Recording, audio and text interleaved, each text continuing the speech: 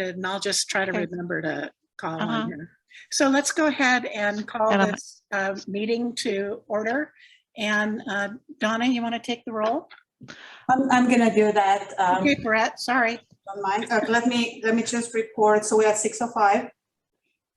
And let's start with Manu Koenig, Here. Bruce McPherson, Here. Eden Cassidy, I'm here. Jeff Koopman, Here. Dale Pollock, Here. Jack Dillis, Here. Ruth Stiles, Here. Chris Perry. Chris Perry is absent with prior notice. Jamie Ackerman. Donna, could you please make sure that Jamie is unmuted? She is unmuted. I think- I am. I think I'm here. Yeah, If great. you can hear me. Okay, good. We can hear you. Thanks, Jamie. Gail Mayhood. Here. Doug Engfer is also absent with prior notice. And we're gonna go to alternates now. David Baskin. Present. David Baskin is gonna be in voting capacity today. J.M. Brown. Take a look at here. We have no J.M. Brown. We do have Kara Hutchison, who is not voting alternate today. We have no Brian Hayes. We have no Donna Lind. Bill Eckwell. Here. We have Bill as in the voting capacity today, and Mark Smalley. We have no Mark Smalley. So we have 11 directors present. Director Mayhood. Yay. Okay, good. Are there any additions or deletions to the agenda? There is none from staff. Okay. This is now the time for oral communications from members of the public on matters that are not on tonight's agenda, but are within the purview of the Santa Margarita Groundwater Association. So I'll go to our list of attendees. And are there any, go ahead and raise your hand if you'd like to do an oral communication. I don't Looking for hands here. see any. I don't see any. Okay. Then with that, we'll Move to the next. go next Donna. to our consent agenda. And Donna, I'm sorry, Donna, if you could make it just a little smaller, at least the one that we're seeing here. Yep, a little more, Really? maybe another. It's cutting off the bottom of the Nope. slide. Oh dear. Oh dear. That didn't work. It's really, really big at the moment. Let me go back. So you're missing the bottom of it? We were missing the bottom, or I think it's still cut off at the edges now. Okay, let me, it's gonna be how my screen is sharing it. So While back she to, works on that, why don't I just ask if there's anything that anybody wants to pull off of the consent agenda among the members of the board? Please raise your hand if there is. And let's see, I don't see any hands raised. How about members of the public? I don't see any hands raised There you go. Yep. there. So it is our practice to vote on the consent agenda. So Barrett, you want to go ahead and take a roll call vote? We are looking for motion and second first, but I move acceptance of the consent agenda. got that. I'll second this, Dillis. Okay, so we have Stiles first and Dillis second, and we'll do a roll call. Director Baskin?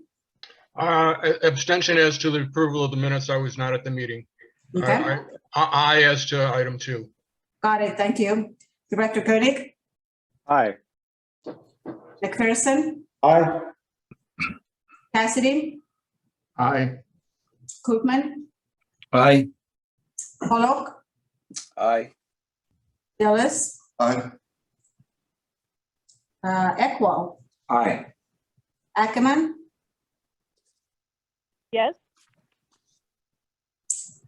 Stiles, Aye. and Mayhood. Aye. Passes unanimously with one abstain on 2.1. Okay, then that next brings us to the monitoring network installation. Paret, who's taking the lead on that? I guess I will try my best. Okay. So this is very much of a legal requirement from us, nothing particularly new with this. This item has come in front of you before, and in order to move forward in the process of getting the bid solicitation open, we do need a board to approve the technical specifications that were part of the packet. And that's all I have. I think last time with that presentation from Georgina King, you got to see the locations, and here is more of that bolts and nuts on the actual well construction. Right, okay. Are there any questions from members of the board? I'll just ask or it's not so much a question because you've already answered it, but I think the rest of the board might like to hear the answer, which is how you're going to structure the bid so that you can deal with the fact that if the costs are a lot higher than the amount of money that we have, how we're going to deal with that.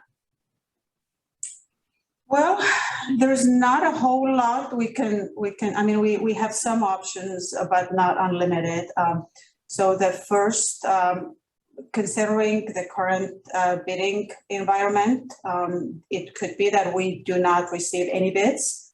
And what will happen then is that we can directly negotiate with any qualified consultant or contractor.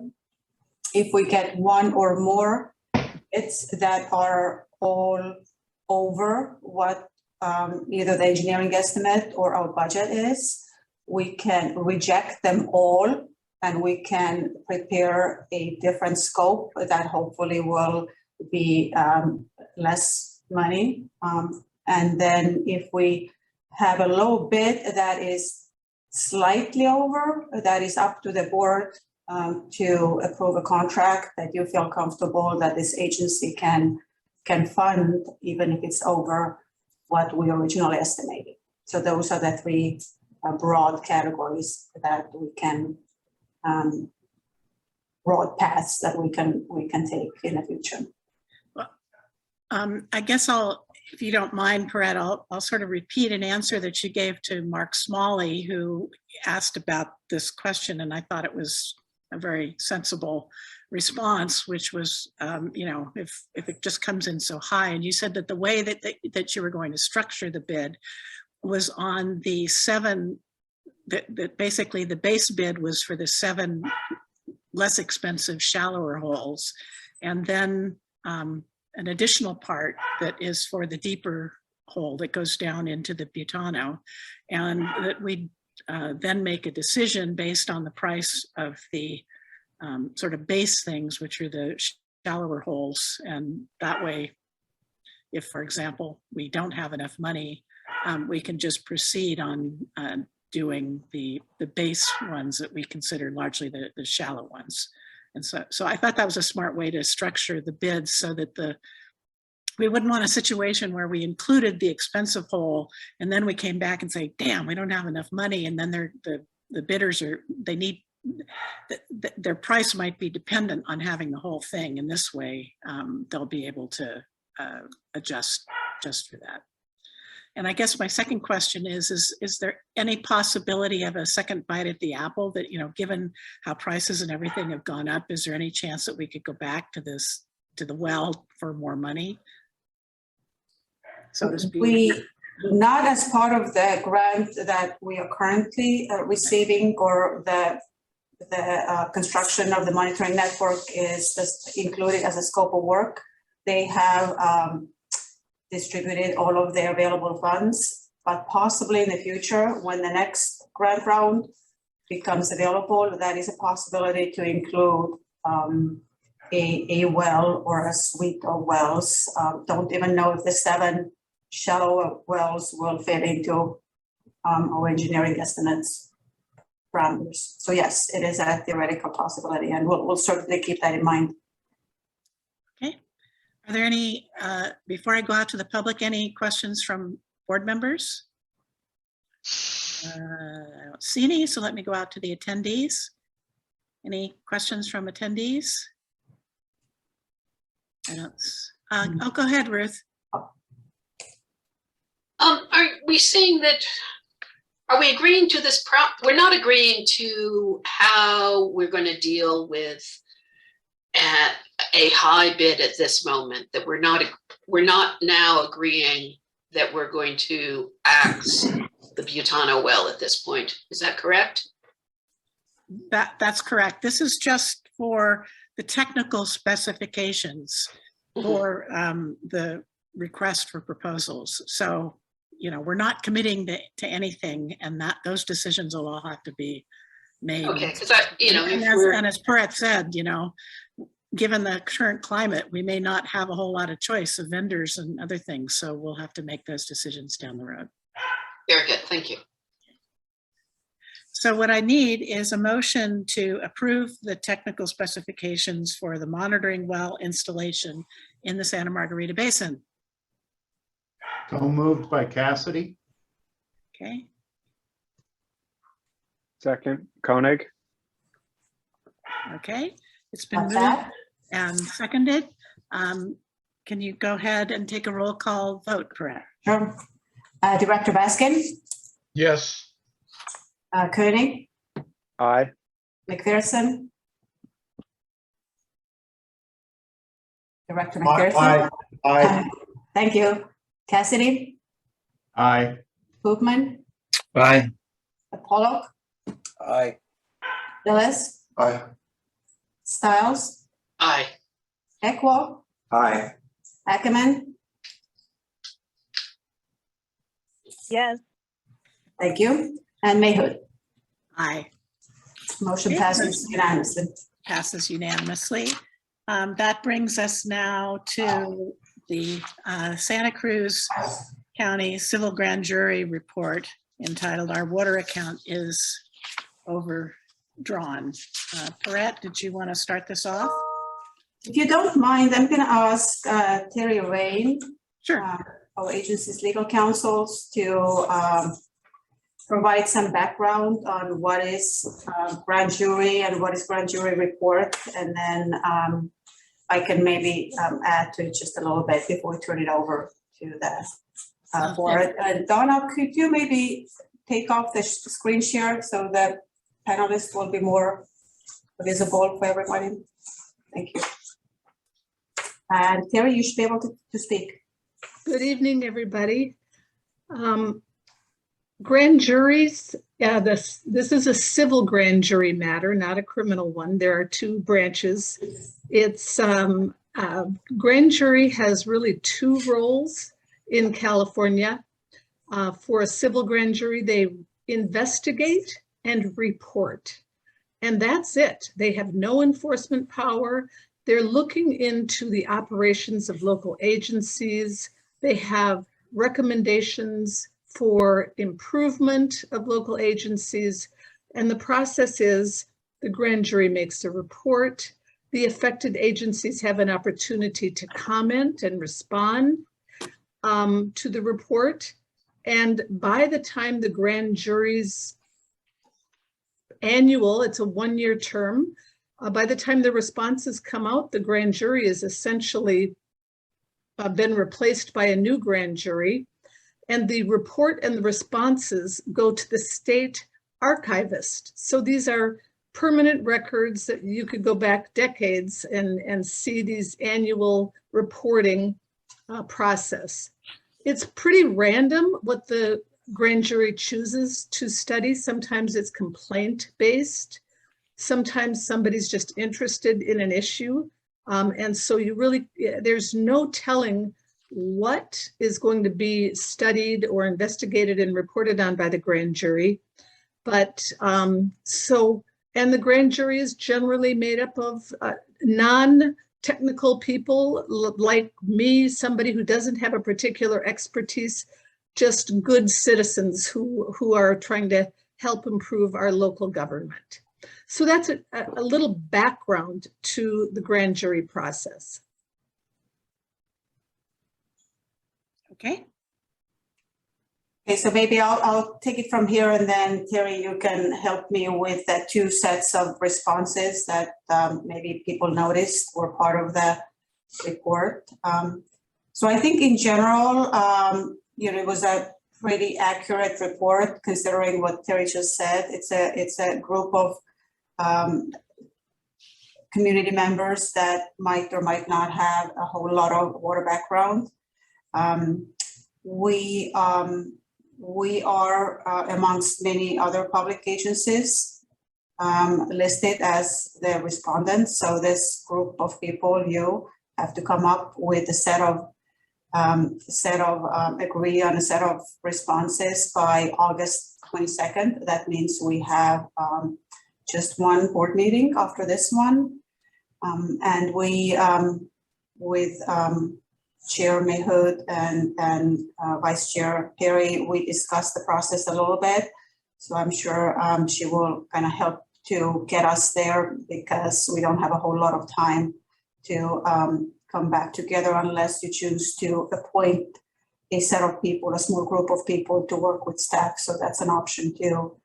I think it also makes sense for us to keep in mind that there are several questions that address groundwater sustainability, and we have 3 basins or 3 GSAs, but 2 in particular in this general area that it probably benefits us if we, to a certain extent, align with each other, recommending a certain future for us. So staff is also prepared to do some legwork between Mid-County and Santa Margarita to ensure alignment.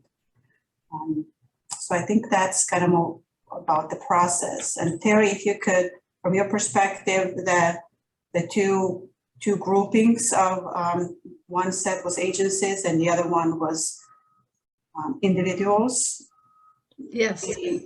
So it's mandatory for the agencies to respond, and some listed individuals were invited to respond.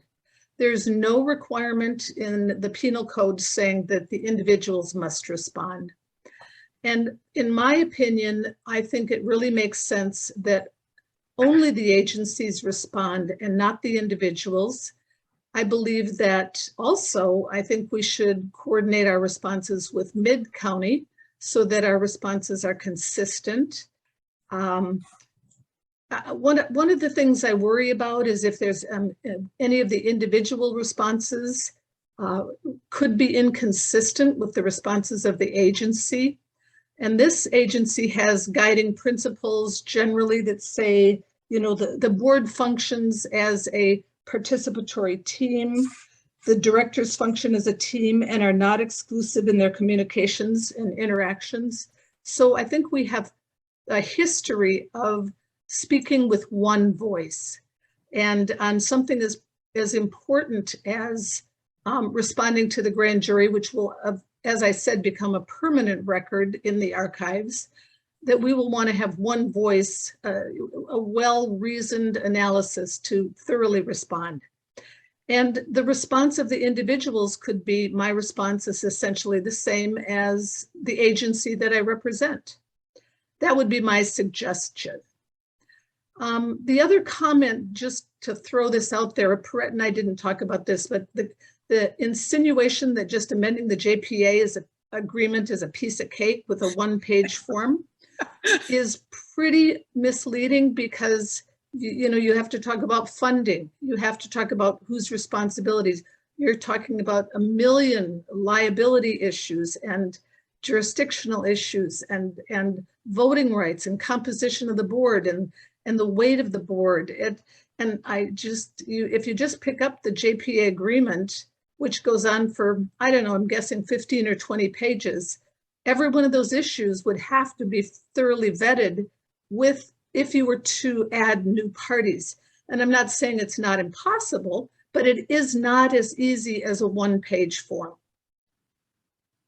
Yeah, I guess I would just echo what Terry said, and certainly our district's legal counsel had exactly the same response that you did. You know, it was like the idea that you just check a box is a little bit ridiculous and naive, and that this would be an extensive thing to do. In my view, the larger, you know, that's a problem, but it's an administrative problem. The larger question is that the Groundwater Sustainability Act gives these groundwater associations, the JPAs, certain powers that we can use to enforce basically the sustainability of the basin, but they do not give us any powers having to do with, you know, drought mitigation countywide. And so we really don't have any levers to pull under that. So yeah, I thought that was, and I guess my second thought was that there are circumstances in which drought resiliency could actually be slightly crosswise with what you want to do in terms of groundwater sustainability. In other words, for example, if you put a lot of water in the Lompico Formation as a drought storage facility for the city of Santa Cruz, and they start pulling a lot of water out during an extended drought, that could potentially put us in a situation where we're violating the thresholds for groundwater levels or base flows into creeks and what happens to fisheries and other things. So those two goals are not always fully aligned. And so I think that's another reason why, to me, in my opinion, it's a non-starter. But Bruce, you've got your hand up. Yeah, thank you. I appreciate grand juries and what they do. They, as was said, they focus on the issues of the day, and with the drought and the water concerns we historically have, because we have no outside water sources, it's always upon us. My question is, you know, they have 3 recommendations by December 31st, 2022. So in 6 months, do this or that. How realistic is that we can put? We should answer it with one voice for sure. And I'm just wondering how realistic can we get to the answers that they want? And usually the answers are pretty general, or the responses are pretty general, but I'm just wondering from a staff threshold, or whoever's going to really direct our responses to this, is December 31st. Can we get all this done realistically? Not really. I think there may be small progress that could be made towards, if that's what the board decides is in the best interest of the agency. But certainly 6 months is not sufficient time for most major initiatives or actions to be even started, and not talking about completing. So that could be one of the comments that the board chooses to, even if you in general might be in support of some of those, you could add, but it's not doable in this, feasible in this time frame. Yeah, that was my thought too, and the grand jury will accept that. I mean, I don't know that they really expect everybody to answer cut and dried answers in such a short time frame, especially when you're doing this in a cooperative venture in some cases. But thank you, and I guess we answered to the best of our ability. And in fact, we're working on, and as is Mid-County, much of what they said, and that's not to put down the grand jury, but that's what we've been doing. So I don't know. I hope they appreciate that. I think this was my, I think we can answer in time, because I think this report really deserves only fairly minimal answers. And my reason for believing that is, if you go, as any scientist will do, the first thing they do to see about the validity of a study is to see who do they reference. Did they go to all of the important places? And when you look at their 51 references, there's not a single one from San Lorenzo Valley Water District. There's not a single one from our GSP, from Santa Margarita, and there's only one from Scotts Valley. Everything else is either from Mid-County, and most of them are from the city of Santa Cruz Water District. So in other words, this was an effort that I think was probably honest on their part, but was just something that perhaps because the city of Santa Cruz has a lot of studies that they've done and had them readily available to give to people, that sort of colored the whole thing. And so I think that they totally missed the boat in terms of the efforts that we've already started in terms of both doing and planning as described in the GSB. And so I think we can point to that, and we don't need to agonize over this report. We can take it as an opportunity to advertise all the things that we're doing. And I totally agree with Perrette and Terry's idea that we want to harmonize with Mid-County. But I guess I would say that this is not something that we should spend a huge amount of staff time in responding to. Eden.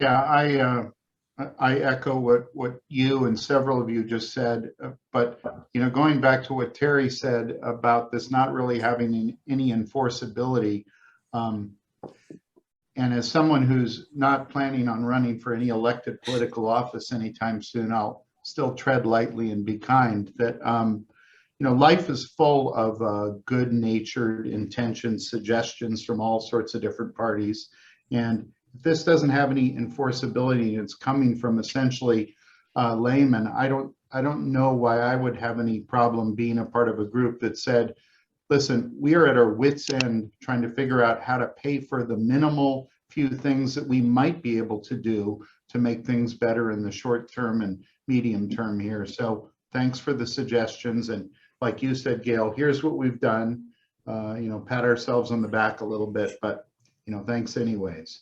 And sayonara anyway. Dave Baskin. Hi. To me, there's two different aspects to our response. One is what's the process for getting our response together, and the other is what's the substance of our response going to be. Process-wise, I would think that we would want to have our staff work with staff from Mid-County and from the various agencies and see the extent to which they can collaborate on a result, so that we would have unanimity of our position on it. Substance-wise, I appreciate the hard work that went into this, but it missed in a lot of places. The form that they give you for the amendment is actually the form for giving notice to the state that you've made an amendment. It's not the amendment itself, and it doesn't define and talk anything about the process of amending your bylaws or whether or not you could amend your bylaws to include this. The report assumes the validity of amending the agency joint power authority agreement, which is not anything that you can assume, and I certainly didn't see anything that approaches a legal opinion in there saying that you could do that these agencies had the power to take on these additional tasks. They seem to think there's no CEQA problem, but it could be that by taking on the additional task, you're creating a project under CEQA, and you would have to go through a CEQA process to amend your bylaws in any event. This project of amending the bylaws to expand the turf of the agency was not something that was considered as part of the project for CEQA. It was an entirely different thing.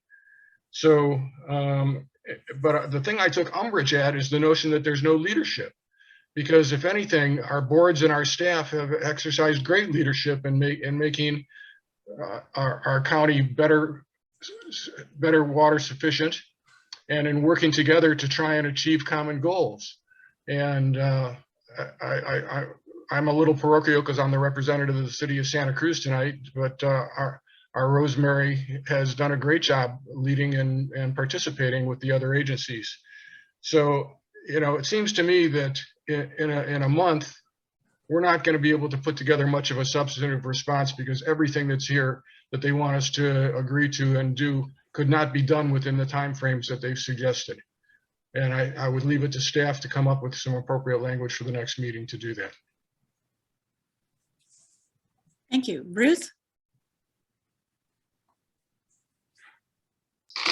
I think there are some good points that they make. And that is that we need to think big and work together. I don't think that we as the groundwater agency can take on the mandate they would like to put on us. But since I have 2 county supervisors who are stuck listening to me at the moment, to me, it sounds like the county, who is also very financially strapped, would be the place to build an overarching drought response plan. Would you be willing to respond to that? Okay, why don't you sort of put them on the spot? So I'll go to Jack and to give them a chance to think. Okay, and then I'll get back to Bruce and Manu. So go ahead, Jack. Okay, yeah, on one hand, it looks to me, of course, as I've been hearing, that we're really doing many of these things.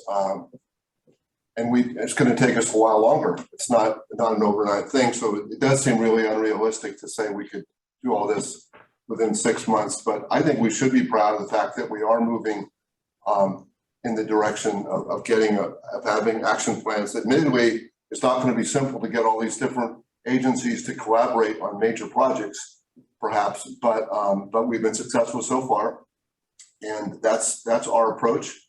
So I think we're moving in the right direction. I'm a little uneasy about having one agency that would put all this under their own hat. I'm not a fan of big government, and to me, I don't know that we need one more layer here. I think we're moving along. We're being successful. We have a lot of wrinkles to work out, but we're headed in the right direction, and I think we should stand on that and continue to work away as we've been doing. Yeah, I guess I would just echo what you just said, Jack. When you think about, the issues that we have in our basin are really quite different from, for example, Mid-County, where they're worried about seawater intrusion, or in Watsonville, where it's largely agriculture. We all have different things that are problematic for us. For example, in our particular district in San Lorenzo Valley, one of our issues is fire and being fire resilient, and recovering from that, and potentially, it could be for Scotts Valley as well. So that's, so I think it would be hard to have an overarching thing, because each of our districts have different problems that we're solving. And I agree with you that we may not be perfect, but we are moving forward. So Terry, you had your hand up. Would part of our response be kind of a generic response? And then, oh, by the way, here's our GSP attached. And that is our comprehensive plan as required by law. And as part of our response in the formal record, you can show all the work that has gone into sustainability.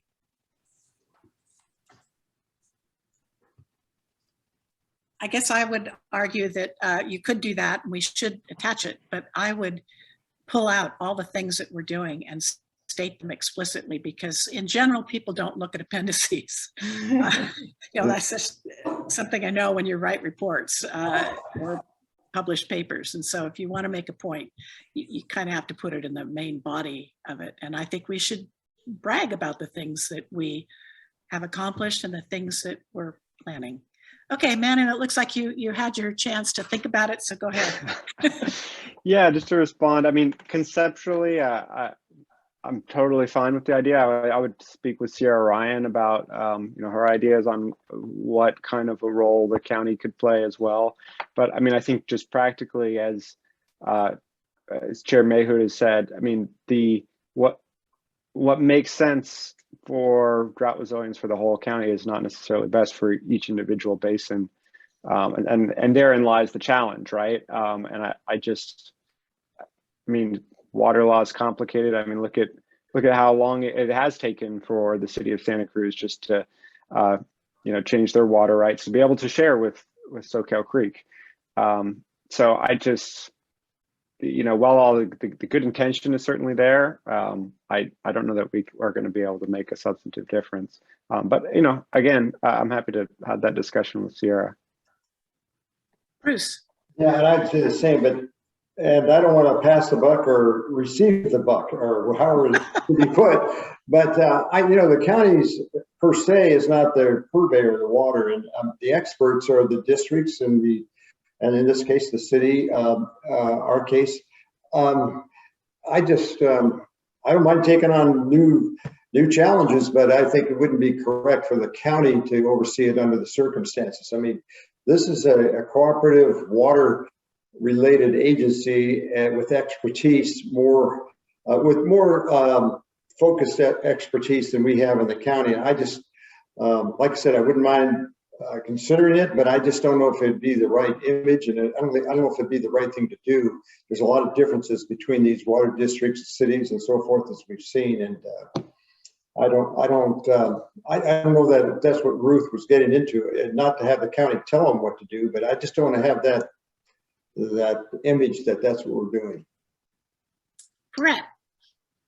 I think it's really good comments. So I'm taking some notes, and we can probably circle back with what is the direct ask of staff. But about the who should be responsible, there are urban water management plans and water shortage contingency plans that directly address different drought stages and conditions, and also include actions responding to those that all public water agencies serving more than 3,000 connections must have, and we all have them in the county, their respective water agencies. But I'm also aware of county already taking a lead on addressing the drought impacts to those residents that are not being served by public agencies. And I believe Eden Cassidy is actually on such task force, the SB 552 county-wide drought task force, something of the sorts. So Ruth, what you suggested is, I think already county has taken an ownership on speaking and acting on behalf of the ones that don't have more organized groups behind them. And we just need to ensure that all of those activities done by various districts are in support of each other and not in conflict, and don't harm each other.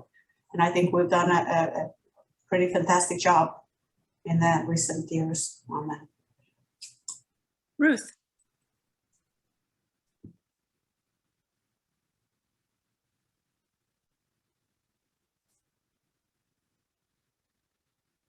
Sorry, all. I'm just going to put out, and you all have some real good points, and I just want to make one more point. I'm not pushing for a certain outcome, but I do feel like one of our disadvantages in this water world is that each jurisdiction is responsible to its own voters and its own ratepayers. And so there is provincialism that comes in, and I need to keep my water for my people, and we need to keep our water for our people.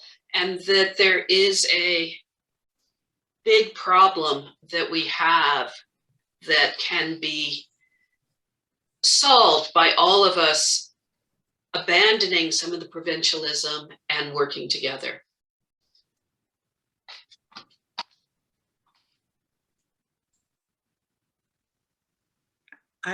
I guess I would say I agree with that one, Ruth, and that is a real challenge to overcome, some very historical things. When I moved here in 2017, I was rudely introduced to some of those deeply held feelings about,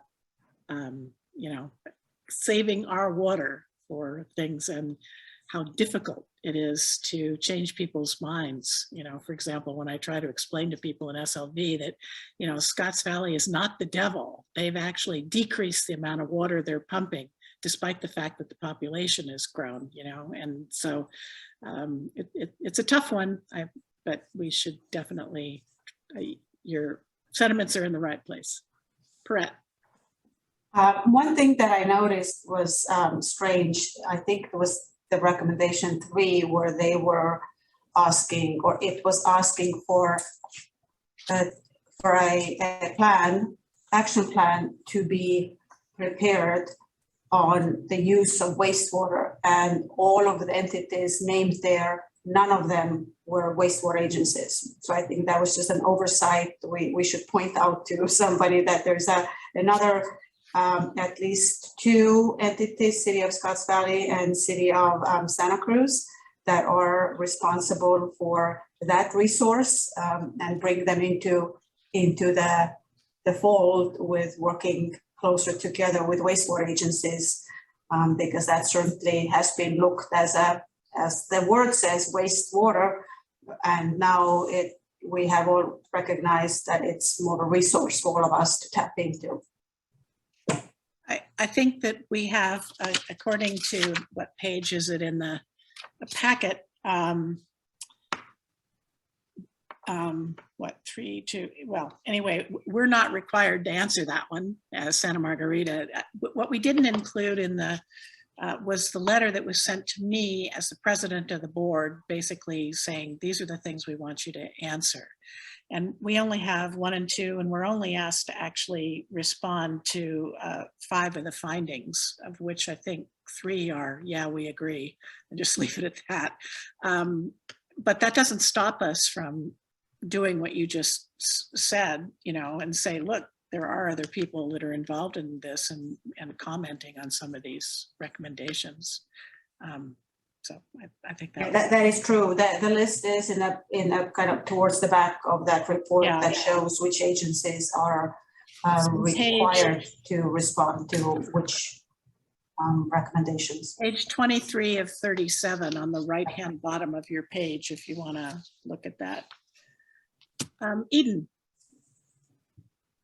So just to make sure I've got it straight, we're going to expend staff time collaboratively with the other agencies to put together a thoughtful response for the archives. No. That's sort of, I mean, Terry said this is just going to the archives. By the time they get it back, this grand jury is no longer seated. There's a new grand jury. Who's our audience here? Who are we doing this for? I think we didn't, I guess, I don't think we all agreed that we should write this collaboratively with Mid-County. In fact, I would argue that we shouldn't, because we have different goals. We don't want to say things that are like totally crosswise, but I also don't want to do that just because it would make it that much more work. I think we should do this with the minimum work possible. And so what I would say is, let's have a few of our staff plus a few members of the board that maybe have technical knowledge that are, can be brought to bear on this, and then bring it back to the full board for comments, and make sure, like I said, that we're not crosswise with either Mid-County or with the individual water districts that we represent. Ruth? Yeah, to answer Eden's question, I found when I looked through their archive, they do go back in 3 years and check up on several of their reports. And I also looked at responses for many years of many unrelated reports. And there was a lot of, nope, ain't gonna do that. Nope, that's not our jurisdiction. Nope, can't do it. Good idea. But so I think that saying no repeatedly is quite acceptable. Where appropriate. But at the same time, and I agree with you, Ruth, we can say that we don't agree, but I do think it's important. The newspaper will pick up our response. It'll be in the newspaper, and we want to show the good work that we're doing. We really want to put our best foot forward to the greatest extent possible without having to, burn 1 million hours in doing that. Jack? Yeah, agree with what Terry was saying.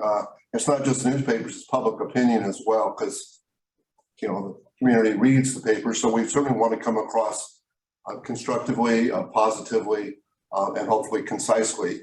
I think we could basically say no and tell them what we're doing already, and be positive about that even while saying no.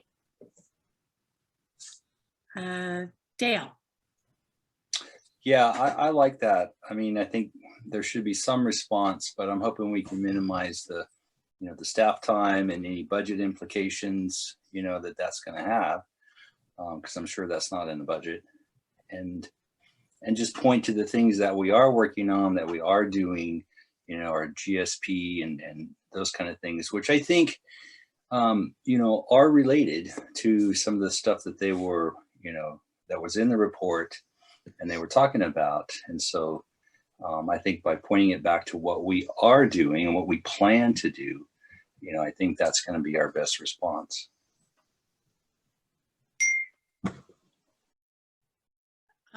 Looks like, Jamie would like to comment.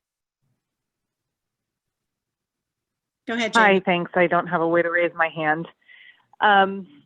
So I just wanted to agree that we should not invest a huge amount of time into responding perhaps on a point-by-point basis, but definitely support the idea that for the record, we should do something, because a failure to respond, you know, it just is going to mean that future grand juries, frankly, continue to look at this issue. And I think that obviously drought and water conservation and climate change are going to be issues that future grand juries continue to take up. So we want to have a body of evidence that shows that we are you know, responding to these concerns being raised by members of the public in a proactive way, even when we don't necessarily agree with the conclusions. Okay. How about if I go out to members of the public and then come back to the board for some ideas on the structure that they'd like to do to figure out how we, you know, get this done. Are there any questions or comments by members of the public? If so, please raise your hand, or staff. We also have staff out there as well. I don't think we have any hands. Okay, seeing none. I guess has Scotts Valley discussed how they're going to respond to their questions? Yeah, they chose two board members to work with staff, not extensively, but just because the time limitations, we don't want to end up with wordsmithing our responses at the board meeting. So our board appointed two board members to work with staff. And I guess similarly we could do here. I can send out, staff can send out just one way a draft and gather back comments from the directors, but that's where it ends. So we can't really go beyond it. Now facilitating, updating including everybody's comments and sending them out again, that's not permissible. So let me just clarify on that, correct? So if we come up with a draft and we send it out to all the board members and then they comment, can the staff and the board members that are involved revise that first draft and then present it to the board at the next meeting? Is that okay? I believe so. Terry, please chime in. But yes, if the only time when we share the input we got from the other board members is at an open meeting, that's permissible. Yes. Terry, did you want to comment on that? And a one-way comment back to Perrette without discussion among any board members. No sharing of emails, no copying of anyone else is acceptable to get feedback.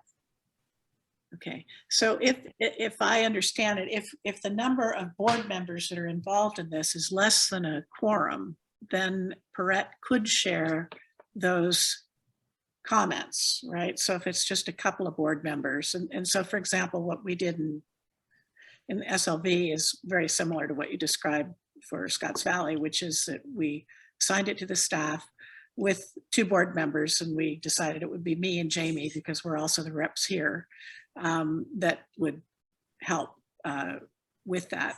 And then that's not a quorum, so we can, talk about things. So maybe we could do something similar here. Terry, you look like you want to say something. Yes? No? Okay. All right. Any other thoughts on the structure, how we should do this? I have one, and it's just that, it might not work, is I could do something along the lines of a Survey Monkey, some sort of survey that goes out to all. It's with, and if I get back all yeses to some questions that yes, everybody agrees, we can just put that aside. That does not even, because I noticed that yes does not necessarily require a comment, only maybe or no did. So we could weed out the ones that we don't need to discuss. And I don't know if that's helpful. You have a big group. It's 11 people, so we might not arrive at much. I think that might make sense. I mean, when I looked at the findings, there were 3 of them that I would just say, agreed. I mean, you could go on and on about it, but the easiest thing is to say, yeah, I agree with your take on it, right? So that would be simple. Dave. Yeah, the findings are in a certain sense not too significant because it's how you respond to the recommendations that matters. And for the recommendations, I think every response should be that we don't have sufficient time to respond because these are items that require greater study. And then you can comment about the good things that you've been doing along those lines and let it go at that. Keep it short and sweet, and don't invest a whole lot of staff time or anybody else's time in it if you can avoid it. And because if you're concerned about the amount of cost to have staff respond to this, think about the amount it costs to do anything that they want you to do.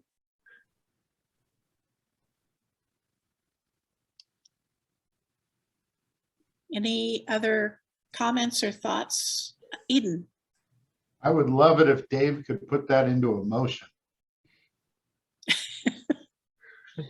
I don't think we actually need a motion. It's just direct staff, and I've been taking notes. So if we have at the end a consensus that the staff will work on the initial draft, or the staff in collaboration with a few board members, that's all we need at this point. So I think the staff for sure, yes, the staff will be working on and not spending too much time, constructive, concise, positive. But I'm not quite sure if I understand if the board members or how many board members will be involved. Do you want that in the form of a motion? I mean, do we need to do that? No, we cannot have a motion. It's input only. All right. Bruce. So I like the idea of 3 board members meeting with staff, and staff doing some preliminary questioning. And I also had talked privately with Jack. I think he would be a wonderful person to be on this committee if he's willing.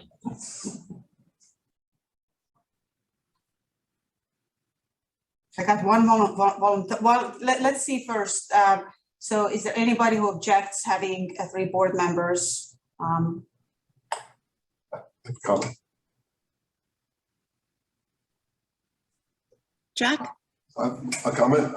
Just thank you, Ruth. I'm actually interested. I am going to be traveling for the next month, so I suspect that won't work, and out of contact. So I suspect that won't work for this timing. Otherwise, I would be interested.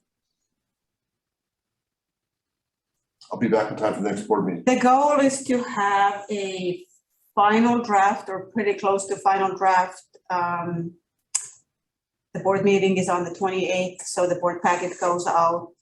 It doesn't have to go out. You've been receiving it close to a week prior, but it has to go out 72 hours prior, so we can kind of maybe target 25th of July. The board packet has to be done. And today's 23rd, so we have a month and 2 days. what is not a lot of time at all, considering the vacation limitation resource.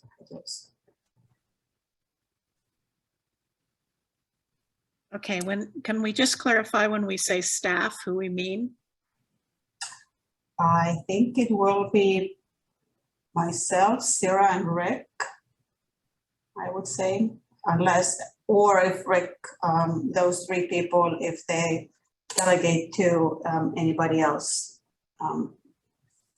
Okay. So I think I like your idea of sending out a survey monkey so that everybody can kind of put their 2 cents worth in if they want to. And then you can go from there and consult with a couple of members of the board if you feel the need afterwards. Yeah, I can certainly do that. That's a quick one. I could also, if Terry agrees, ask if the answer is no, I could ask to provide why, just a sentence or two, you know, not an essay. So that gives staff some direction of what to point out and what to include in the draft. And if people don't, they don't. We'll kind of work with what we have. Okay, well, I think you've gotten sort of a general sense from the Okay. board. Anybody else want to? And I think you can talk with me and Chris as the president and vice president. Okay. It's kind of like we do when we're talking about agendas. I guess I would also note that the August 25th meeting, you know, is like if we've adopted the final version then and it was 3 days late, I kind of don't think that's going to be the end of the world. So although Okay. I would like to get it done on July, you know, if we need to go back after some discussion, we can. I don't want to do wordsmithing at the July meeting, but if there are real concerns, we can go back and mess with it. I got it. So we will include the chair and vice chair, but we don't have a third person then for now. Anybody want to volunteer?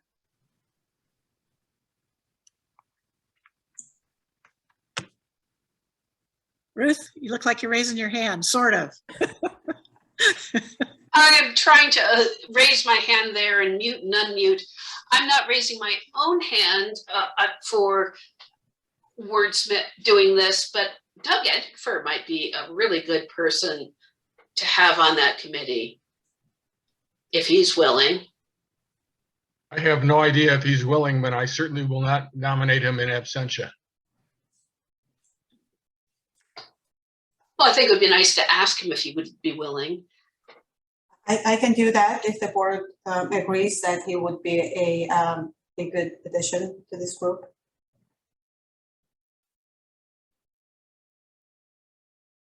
Okay. And I could jump in, but I had a different opinion from a lot of people, and I don't know if we want to have 2 people from Scotts Valley.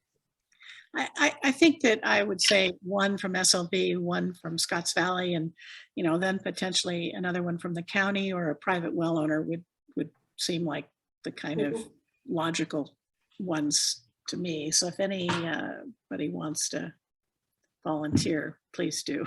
I'm looking at you, Eden. Yeah. All right. So let's go ahead and move on to the next thing, which is our administrative support function transition to the Regional Water Management Foundation. So I asked Perrette to talk about this a little bit because things are going to look kind of different starting July 1, how the meetings are run, and also given that we've finished with the GSP, where in the past the working group was really dominated by the folks at Montgomery and Associates. Now it's going to be kind of different. And so I think I thought it was important that the board hear what this, at least what we're going to initially start out with, and to weigh in on what they think about it. So go ahead, Perrette. Thanks, Gail. So very likely you will not have me to coordinate the meeting. starting July meetings, board meetings, will be Tim Carson. It may be that we will double up a few meetings, and you will be receiving the agendas and notifications also from a different email. So keep your eyes open for that. We have had a couple of meetings just to kind of make sure that we will adopt the best procedures from Santa Margarita and the best ones from Big County, and also being mindful of, as much as we can make the same processes work for both, it will help with keeping the cost down and the workload lower for Regional Water Management Foundation. Tim has a staff member too. It's to be seen if you're going to be seeing one person, or depending on the type of task or activity, different staff members will be supporting them. We are in the process of hiring, hopefully, a planner. We have had the job description of job recruitment open for a few weeks. It's open until filled. We have received some interest, and we are starting to interview now. So hopefully we'll have another person who will be working. The main thing that I think from my perspective is to make sure that the board feels supported, but also at the same time that the board does not feel that anytime when they have a question that they will pick up a phone or email Tim Carson from Regional Water Management Foundation and expect an immediate response. And the main thing is just time management and budget cost management there. So we came up, we shared, staff, Sarah, Rick, and I, we shared it with Gail and Chris, brainstormed a little bit. There needs to be a group of people between the consultant and the board. So it will be the three of us, the representatives, staff reps from the member agencies. So all of you, 11 plus 7 of you, are invited and encouraged to reach out to either the one that you have been communicating, but to any three of us. There is no particular, I know you belong to me or this group belongs to you. So please use that channel mainly, and we'll do our best to screen and consolidate the inquiries and questions.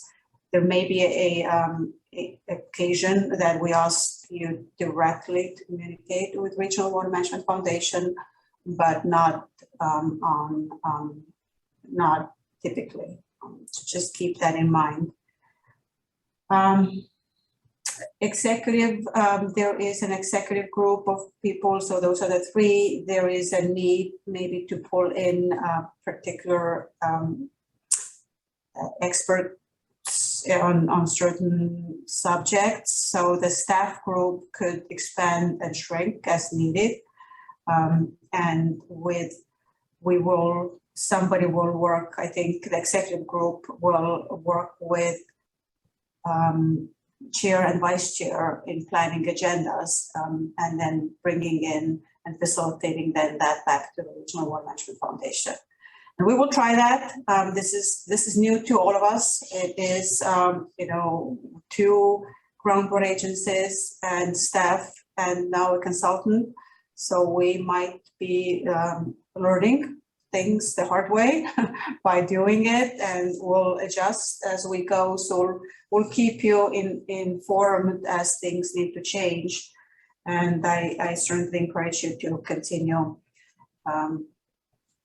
communicating closely with your respective staff people. So I think that was it. Gail, was there anything else that yeah, can I just clarify that it sort of seems to me that we're now interposing we've always had a working group, and that working group, at least to me when I first joined the board, it was a little opaque who those people were, and part of it is because there were so many Montgomery and Associates folks there. But we're now putting in an executive committee who are the people that you're saying that we should ask for help from, rather than going to Tim Carson or his planner. And so that executive group for our side, for Santa Margarita, is the district manager for Scotts Valley, the district manager for San Lorenzo Valley, and Sierra, correct? That's correct. Okay.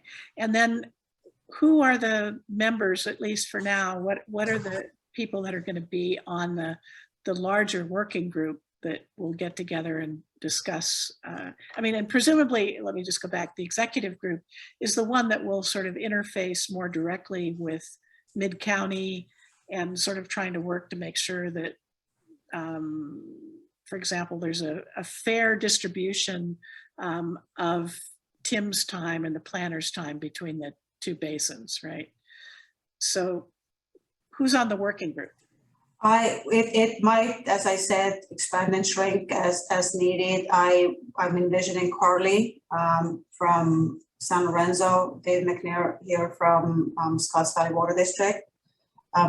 I think if we're talking about project implementation and the near-term PMA matrix that you will be seeing more of, representatives from City of Santa Cruz.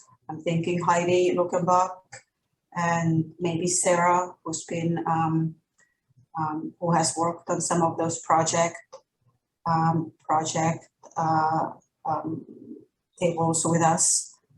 So that's what I'm kind of thinking. If it's outreach type of activity, Kelly Krotkov, our youth intern, not sure yet how the outreach is going to happen at all, how much Regional Water Management Foundation is going to do themselves.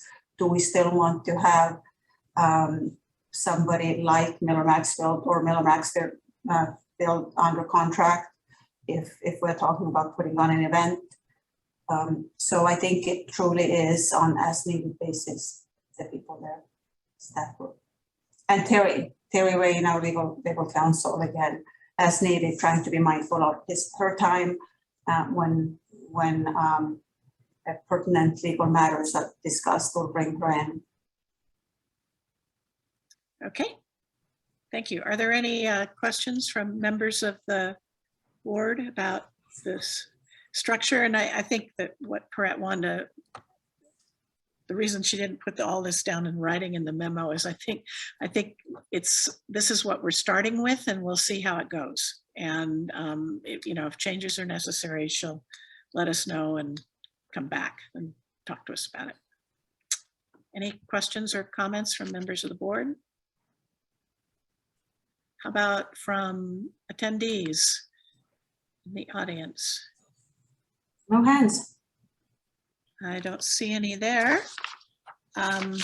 So that brings us to staff reports, which we have a response about not soil samples, rock samples.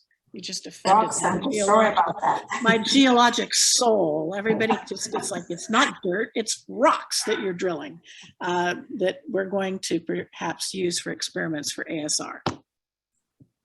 So I think water engineering, I'm assuming that's Heidi, so I'm gonna ask her. Yay, that's me. Yes, we can hear you. Wonderful, but you can't see me, is that right? We can't see you. Okay, okay. Good evening, everybody. This is Heidi Luckenbach with the City of Santa Cruz Water Department. I was not at the meeting where this subject came up, but I have been in conversations with Georgina, who you know, and Robert Marks, who is with Pueblo Water Resources, the city's hydrogeologist for some time, and working with us to investigate ASR in the Mid-County Basin, and has done some pretty preliminary work up in the Santa Margarita Basin. And the question we posed to him was whether or not the work that you approved earlier this evening to drill, sounds like 7 or 8 monitoring wells, if it would be valuable to collect additional samples for the purpose of some preliminary geochemical work. So I'm going to refer to an email that he shared with Georgina and then to the city And he provided 3 reasons why he didn't think it would be valuable at this time to add additional sampling to that program. His first reason was the monitoring well. It sounds like the deep one, the SMGWA 1, is the one that would be in the Lompico, which is where we want to understand the most, but it's so far from where we've been thinking about doing ASR that he didn't think it would add value to the program, the ASR program at this time.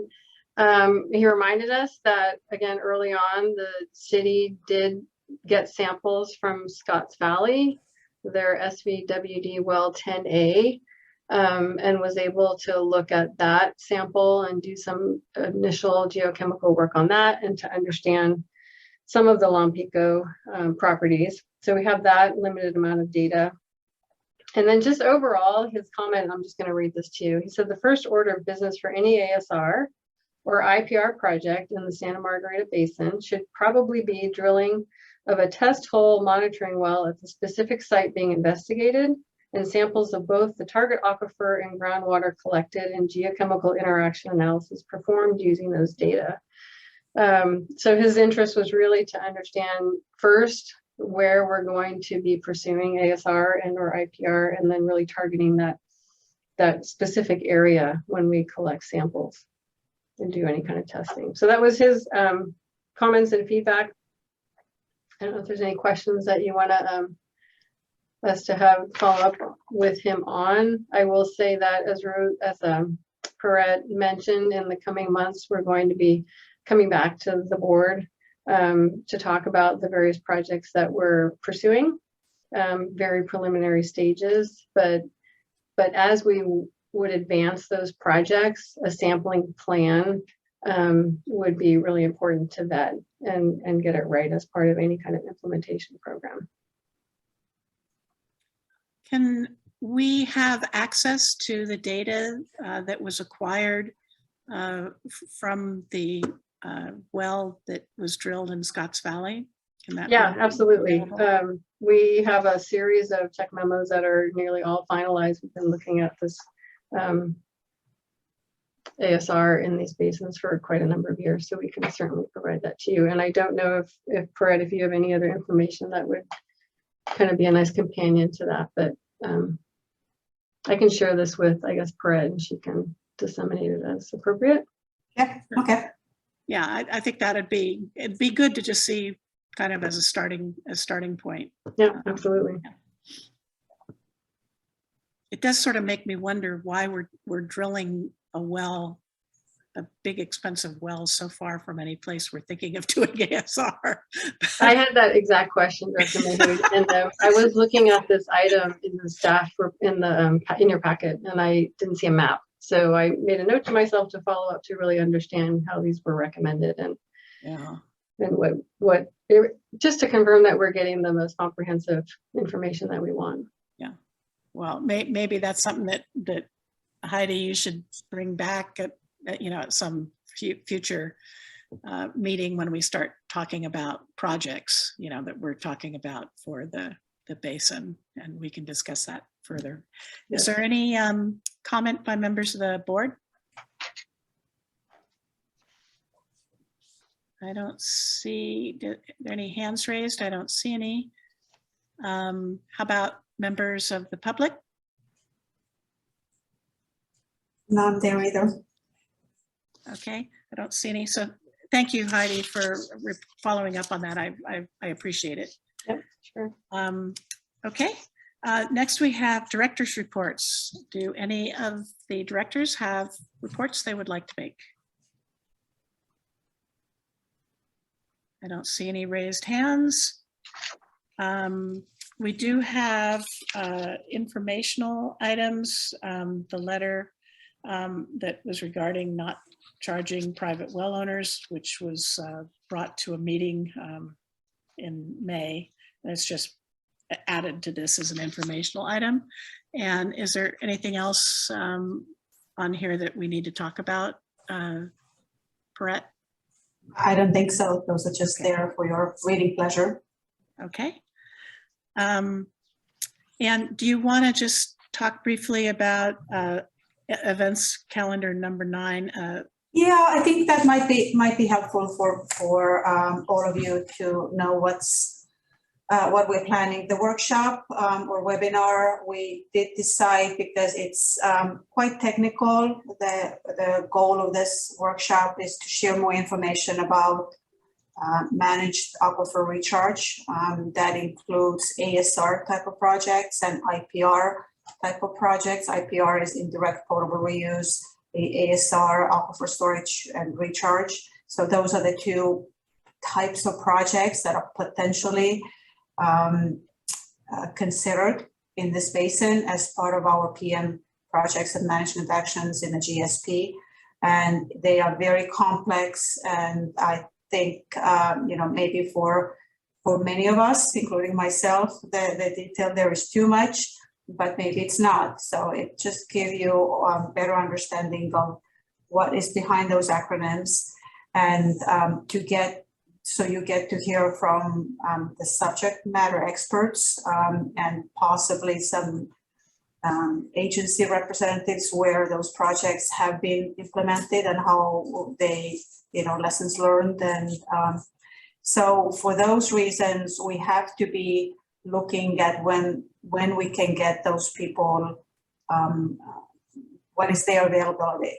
And it's a lot more likely that during the day that we can get them, and virtually also a lot more likely that we don't have to pay for travel expenses and putting them up. So for those reasons, we decided to do this virtual only, not during the board meeting in July or August, but to come up with an alternative date based on the panelists' availability. I have July and August here. We just had a planning meeting today. It looks like it's going to be for sure in August, probably middle of the August, third week. We were hoping to get most of the people responding to us, or we are inquiring, responding positively. And another one with virtual, what's beneficial or helpful is we can do a really good recording. So the people that are not going to be able to attend, they can listen later.